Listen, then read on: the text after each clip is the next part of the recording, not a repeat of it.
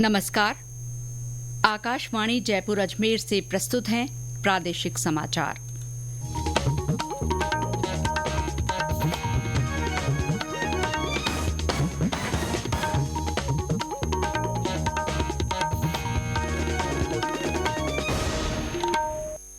मुख्य समाचार। राज्य में चुनाव प्रचार ने जोर पकड़ा।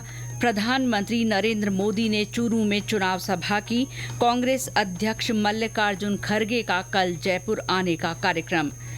लोकसभा चुनाव के दूसरे चरण में आज 13 सीटों के लिए भरे गए नामांकन पत्रों की जांच का काम पूरा। प्रदेश में लोकसभा के चुनाव के पहले चरण में 12 संसदीय क्षेत्रों में बुजुर्गों और दिव्यांग मतदाताओं के लिए होम वोटिंग आज से शुरू। और राज्य में कई स्थानों पर तेज हवाओं और आंधी के साथ हल्की बारिश हुई।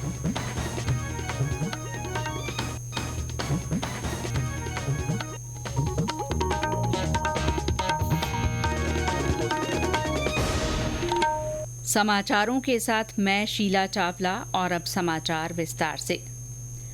प्रदेश में लोकसभा चुनाव को लेकर प्रचार जोर पकड़ने लगा है। प्रधानमंत्री और भाजपा के वरिष्ठ नेता नरेंद्र मोदी ने आज चूरू लोकसभा क्षेत्र से भाजपा प्रत्याशी के पक्ष में जनसभा को संबोधित किया।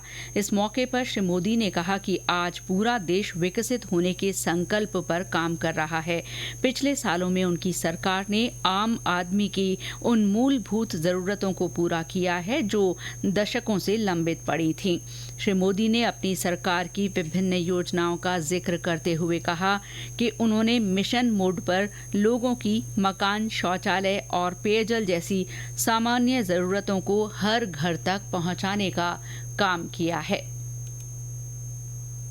10 वर्षों में हमने करोड़ों गरीबों को प्रधानमंत्री आवास योजना के तहत पक्के आवास दिए, पक्के घर दिए।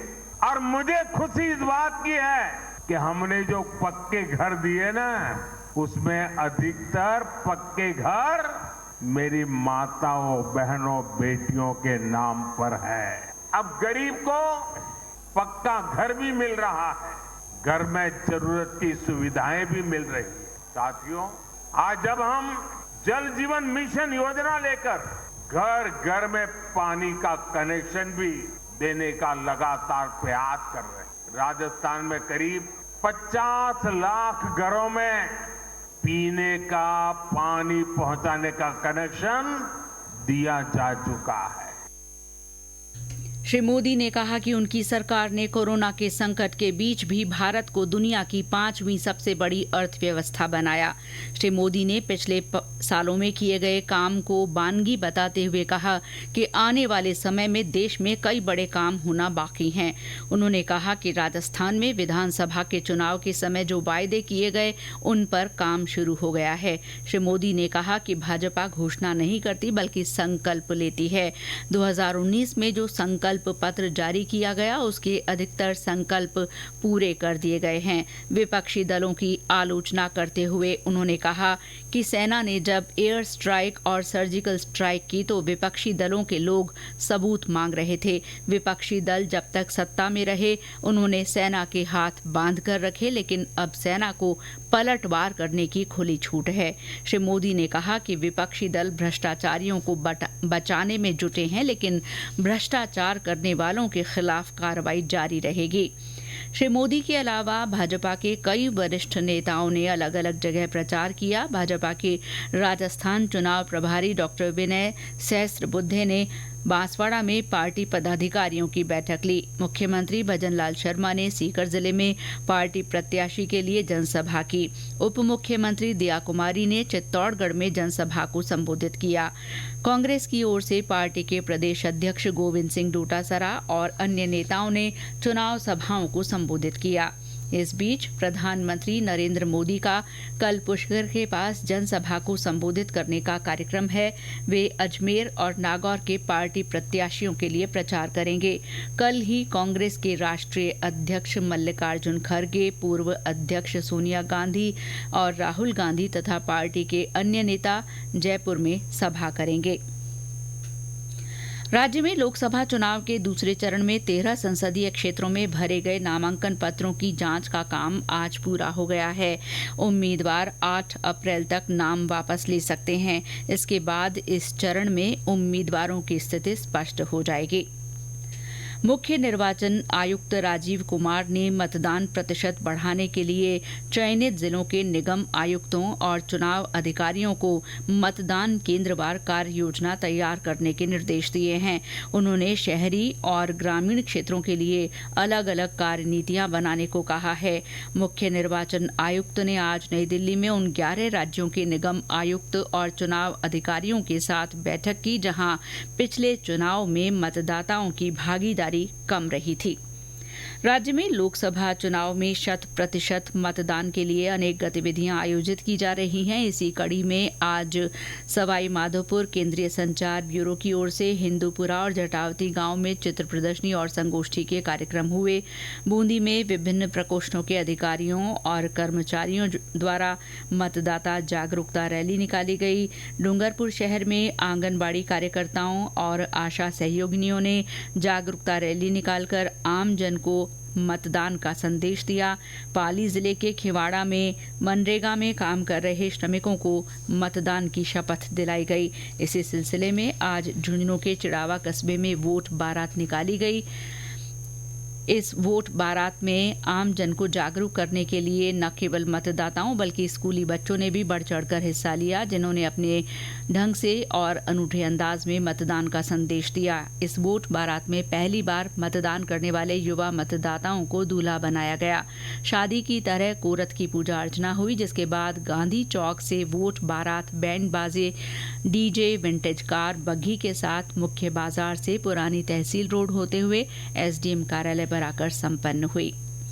लोकसभा चुनाव के मद्देनजर आकाशवाणी समाचार जयपुर की ओर से मतदाता जागरूकता के लिए संदेश श्रृंखला चलाई जा रही है। इसमें श्रोता संदेश भेजकर आमजन को वोट डालने के लिए प्रेरित कर सकते हैं। श्रोता अपने संदेश रिकॉर्ड कर या टाइप कर व्हाट्सएप नंबर 9414052368 पर भेज सकते हैं। चुनिंदा संदेशों को समाचार बुलेटिन में स्थान दिया जाएगा। आज का संदेश सांचौर से हमारे श्रोता खेताराम मेघवाल ने एक स्लोगन के रूप में भेजा है। घर का कार्य प्रतिदिन, वोट का अवसर एक दिन। इसके साथ ही उन्होंने सभी से अपना अमूल्य वोट देकर लोकतंत्र का उत्सव मनाने की अपील की है। ये समाचार आकाशवाणी जयपुर अजमेर से प्रसारित किए जा रहे हैं।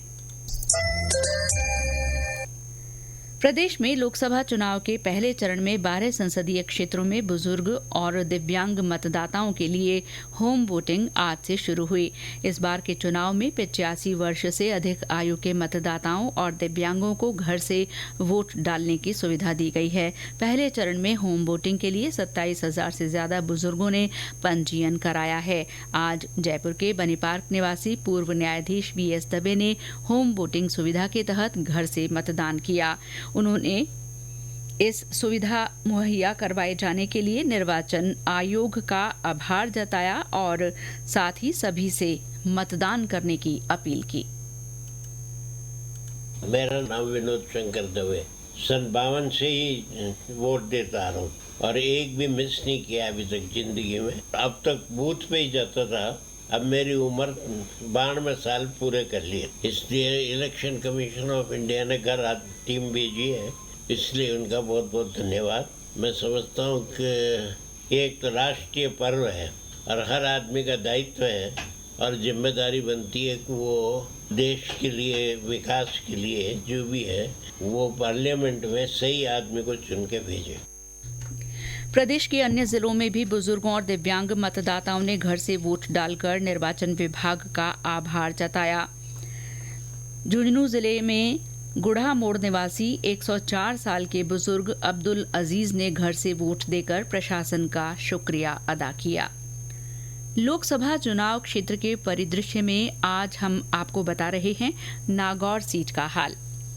प्रदेश की 25 लोकसभा सीटों में से नागौर सीट काफी चर्चित हो रही है।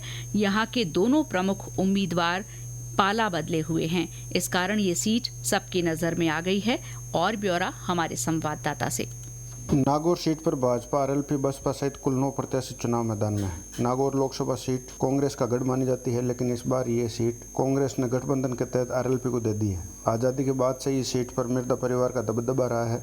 यहाँ से नाथूराम मिर्जा 6 बार सांसद चुने गए। 1997 में उनका देहांत होने के बाद भाजपा ने पहली बार उनके ही बेटे भानुप्रकाश मिर्जा को कांग्रेस के रामनिवास मिर्जा के सामने उतारकर नागौर सीट पर खाता खोला था। इसके बाद कांग्रेस के राम रघुनाथ चौधरी ने लगातार 2 जीत दर्ज की और 2004 के चुनाव में भंवर सिंह डंगावास ने भाजपा को दूसरी जीत दिलाई। 2009 के चुनाव में नाथूराम मिर्जा की पोती ज्योति मिर्जा ने कांग्रेस से चुनाव लड़कर जीत दर्ज की, लेकिन उसके बाद 2014 में भाजपा के CR चौधरी जीते और 2019 में भाजपा ने आरएलपी से गठबंधन कर सीट आरएलपी के लिए छोड़ दी, जिस पर हनुमान बेनीवाल ने जीत दर्ज की। इस बार एक बार फिर दोनों आमने सामने हैं, लेकिन दल बदल गए हैं। भाजपा ने कांग्रेस छोड़कर आई ज्योति मिर्जा को टिकट देकर मैदान में उतारा है, तो कांग्रेस ने आरएलपी से गठबंधन करके नागौर सीट आरएलपी के लिए छोड़ी है, जिस पर हनुमान बेनीवाल खुद चुनाव लड़ रहे हैं। 8 विधानसभा क्षेत्रों के 21.42 लाख से अधिक मतदाता वाली इस सीट पर मुख्य मुकाबला आरएलपी और भाजपा के बीच नजर आ रहा है। देखना दिलचस्प होगा कि यह हनुमान बेनीवाल अपनी जीत बरकरार रख पाते हैं या फिर भाजपा की ज्योति मिर्जा विजयी होगी। आकाशवाणी समाचार के लिए नागौर से श्यामलाल। प्रदेश भर में आज जमातुल विदा की नमाज अदा की गई। जयपुर में जौहरी बाजार में जामा मस्जिद और दिल्ली रोड पर स्थित ईदगाह में बड़ी संख्या में मुस्लिम धर्मावलंबियों ने रमजान के आखिरी शुक्रवार के दिन अदा की जाने वाली जमातुल विदा की नमाज में हिस्सा लिया। चित्तौड़गढ़ में मौलवी मोहम्मद सईद साहब ने मुख्य बाजार स्थित जामा मस्जिद में नमाज अदा कराई। बाड़मेर जिले के तिलवाड़ा में आज श्री मल्लीनाथ चैत्र पशु मेला शुरू हुआ। मेले का उद्घाटन जिला कलेक्टर सुशील कुमार ने किया। मेले में विभिन्न राज्यों के पशुपालक अपने पशुओं को लेकर आए हैं। पशुपालन विभाग ने मेले में 165 दुकानों का आवंटन किया है। और अब मौसम। राज्य में आज मौसम में आए बदलाव के कारण कई स्थानों पर तेज हवाओं और आंधी के साथ हल्की बारिश हुई है। टोंक में दोपहर बाद घने बादल छा गए और हल्की बरसात हुई। सवाई माधोपुर में भी तेज हवाएं चलने से तापमान में गिरावट दर्ज की गई। जिला मुख्यालय के पास हल्की बारिश से गर्मी का असर कम हुआ है। जयपुर, दौसा, झुंझुनू, सीकर, नागौर और भीलवाड़ा जिलों में भी कहीं कहीं तेज हवाएं चलने और हल्की बारिश के समाचार हैं। मौसम विभाग के अनुसार कल भी भरतपुर और कोटा संभाग में कहीं कहीं हल्की बारिश की संभावना है। विभाग ने कल कुछ स्थानों पर बिजली गिरने की चेतावनी भी जारी की है। और अंत में मुख्य समाचार एक बार फिर। राज्य में चुनाव प्रचार ने जोर पकड़ लिया है। प्रधानमंत्री नरेंद्र मोदी ने चूरू में चुनाव सभा की, जबकि कांग्रेस अध्यक्ष मल्लिकार्जुन खड़गे का कल जयपुर आने का कार्यक्रम है। लोकसभा चुनाव के दूसरे चरण में 13 संसदीय क्षेत्रों में भरे गए नामांकन पत्रों की जांच का काम आज पूरा हो गया। प्रदेश में लोकसभा चुनाव के पहले चरण में 12 संसदीय क्षेत्रों में बुजुर्गों और दिव्यांग मतदाताओं के लिए होम वोटिंग आज से शुरू हुई। और राज्य में कई स्थानों पर तेज हवाओं और आंधी के साथ हल्की बरसात हुई है। इसके साथ ही प्रादेशिक समाचार बुलेटिन समाप्त हुआ। नमस्कार।